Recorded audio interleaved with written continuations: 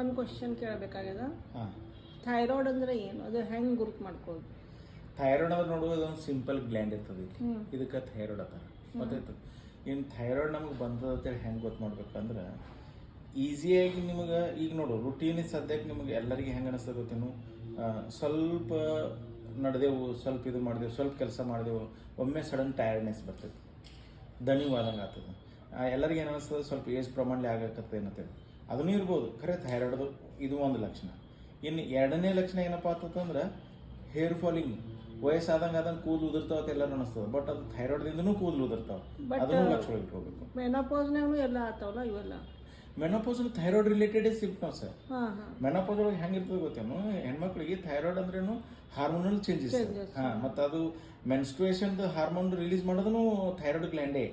So ಅದು ರಿಲೇಟೆಡೇ ಇರ್ತದೆ ಅದನ್ನು. ಅದು ಸೊ ಅದಕ್ಕೆ ಅವು ರಿಲೇಟೆಡ್ ಏನೇ ಇದ್ರೂ ಸಹಿತ ನೆಗ್ಲೆಕ್ಟ್ ಮಾಡಬಾರ್ದು. ಬಟ್ ಪ್ರತಿಯೊಬ್ಬರಿಗೆ ಮೆನೋಪಾಸ್ ಚೇಂಜಸ್ ಆಗ್ತಾವ್ರ, ಅವ್ರಿಗೆ ಥೈರಾಯ್ಡ್ ಇರಬೇಕಂತ ಹಂಗೆ ಇರ್ಬೇಕಂತೇನಿಲ್ಲ, ಬಟ್ ಚೇಂಜಸ್ ಇವು ಬರಾಕತ್ತವ. ನಾವು ಮೆನೋಪಾಸ್ದಿಂದ ಆಗಕತ್ತದ ಬಿಡೋ ಅಂತೇಳಿ ಹಂಗೆ ಬಿಡಬಾರ್ದು, ನೆಗ್ಲೆಕ್ಟ್ ಮಾಡಬಾರ್ದು. ಯಾಕಂದ್ರೆ ಈ ಥೈರಾಯ್ಡ್ TSH ಅಕಸ್ಮಾತ್ ನಾವು ಚೆಕ್ ಮಾಡಿದೆವು, ಅದ್ರೊಳಗೆ ಏನಾರ ಹೆಚ್ಚ ಕಮ್ಮಿ ಬಂತು ಅಂದ್ರೆ ಅದ್ರ ಟ್ರೀಟ್ಮೆಂಟ್ ಅವಶ್ಯ ಮಾಡಿದ್ರೆ ಇವು ಯಾವೂ ಆಗಂಗಿಲ್ಲ ಪ್ರಾಬ್ಲಮ್.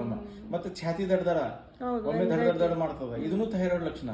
ಮಂದಿ ಏನ್ ಅನಿಸ್ತದ ಗೊತ್ತೇನು, ಇದನ್ನು ಹಾರ್ಮೋನಲ್ ಚೇಂಜಸ್ ಆಗ್ತದ, ಅದು ಕಾಮನ್ ಅದ ರೂಟೀನ್, ಬಟ್ ರೂಟೀನ್ ಅಲ್ಲದು. ಆಫ್ಟರ್ 40 ಅಂತ ಏನಿಲ್ಲ, ಇದು ಸಿಂಪ್ಟಮ್ಸ್ ಯಾವಾಗೂ ಬರ್ಬೋದು. ಇದು ಯಾವಾಗ ಬಂದ್ರೂ ಇದು ನೀವು ಥೈರಾಯ್ಡ್ ರಿಲೇಟೆಡ್ ಇವು ಪ್ರಾಬ್ಲಮ್ಸ್ ಚೆಕ್ ಮಾಡ್ಕೋತೇ ಇರಬೇಕು. ಮತ್ತೆ ಎಲ್ಲಕ್ಕಿಂತ ಮೇಲೂ ಸ್ಕಿನ್ ಡ್ರೈನೆಸ್ ಭಾಳ ಒಣಗ್ತದ ಮಂದಿಗೆ, ಸ್ಕಿನ್ ಎಕ್ದಮ್ ಡ್ರೈ ಆದಂಗೆ ಅನಿಸ್ತಿರ್ತದ, ಇದನ್ನು ಥೈರಾಯ್ಡ್ ಲಕ್ಷಣ, ಇದನ್ನು ಭಾಳ ಇಂಪಾರ್ಟೆಂಟ್ ಅದ. ಮತ್ತೆ ಕಾನ್ಸ್ಟಿಪೇಷನ್, ಭಾಳ ಮಂದಿಗೆ ಏನಿಸ್ತಾ ಗೊತ್ತೇನು, ಮೋಷನ್ ಕ್ಲಿಯರ್ ಆಗಂಗಿಲ್ಲ, ಸೊ ಅದನ್ನು ಥೈರಾಯ್ಡ್ ಮೇನ್ ಲಕ್ಷಣ. ಇವು ಯಾವ ನೆಗ್ಲೆಕ್ಟ್ ಮಾಡಬಾರ್ದು. ಇವು ನೋಡು, ಇವೆಲ್ಲ ಅದಾವಪ್ಪ ಅಂದ್ರೆ ಥೈರಾಯ್ಡ್ ಇರಬೇಕತ್ತೇನಲ್ಲ, ಬಟ್ ಒಂದು ಸ್ವಲ್ಪ ಸಂಶಯ, ಯಾಕಂದ್ರೆ ಇವು ಬ್ಯಾರೆ ಡಿಸೀಸ್ ರಿಲೇಟೆಡ್ನು ಬಹಳಷ್ಟು ಇರ್ತಾವ. ಬಟ್ ನಮಗೇನದಲ್ಲ ಒಂದ್ಸಲ TSH ಮಾಡ್ಕೊಂಡಪ್ಪ ಅಂದ್ರೆ most of the time thyroid related ಇವು ಇರ್ತಾವ. ಸೊ ವೇಟ್ ಗೇನ್ ಆಗ್ತದಲ್ಲ. ಈಗ ರೀಸೆಂಟ್ ಆಗಿ ನಮಗೆ ಅನಿಸ್ತವ, ಒಂದು 5-6 ತಿಂಗಳಾಯ್ತು, ನಾವು ಏನು ಊಟ ಎಲ್ಲ ಬರೋಬರಿ ಅದ, ಎಲ್ಲ ಲೈಫ್ ಸ್ಟೈಲ್ ಬರೋಬರಿ ಅದ, ಖರೆ ವೇಟ್ ಜಾಸ್ತಿ ಆಗಕತ್ತದ ವಿದೌಟ್ ಎನಿ ರೀಸನ್, ವೇಟ್ ಜಾಸ್ತಿ ಆಗ್ತದೆ, ಇದನ್ನು ಥೈರಾಯ್ಡ್ ಲಕ್ಷಣ. ಸೊ ಅದಕ್ಕೆ ಏನದಲ್ಲ, ಬೆಟರ್ ಒಂದ್ಸಲ TSH ಚೆಕ್ ಮಾಡ್ಕೋಬೇಕು. ಬ್ಲಡ್ TSH ಚೆಕ್ ಮಾಡ್ಕೊಂಡೇವಪ್ಪ ಅಂದ್ರೆ ಅದು ಏನದಲ್ಲ, ಹೆಚ್ಚಿದ್ರೂ ಪ್ರಾಬ್ಲಮ್ ಅದ, ಕಮ್ಮಿ ಇದ್ರೂ ಪ್ರಾಬ್ಲಮ್ ಅದ. ನಮ್ಗೆ ಅದರಿಂದ ಹೈಪೋಥೈರಾಯ್ಡಿನಮ್ಮ ಮತ್ತು ಹೈಪರ್ ಥೈರಾಯ್ಡಿನಮ್ಮ ಈ ಟೈಪ್ ನಾವು ಅದನ್ನ ಡಿಫ್ರೆನ್ಶಿಯೇಟ್ ಮಾಡ್ತೇವೆ. ಸೊ ಇದಕ್ಕೆ ಏನದಲ್ಲ, ನಮ್ದು ಒಳಗೆ ಹೋಮಿಯೋಪತಿ ಒಳಗೆ ಏನಪ್ಪಾ ಅಂದ್ರೆ ಅಗ್ದಿ ಬೆಸ್ಟ್ ಟ್ರೀಟ್ಮೆಂಟ್ ಅದೇ.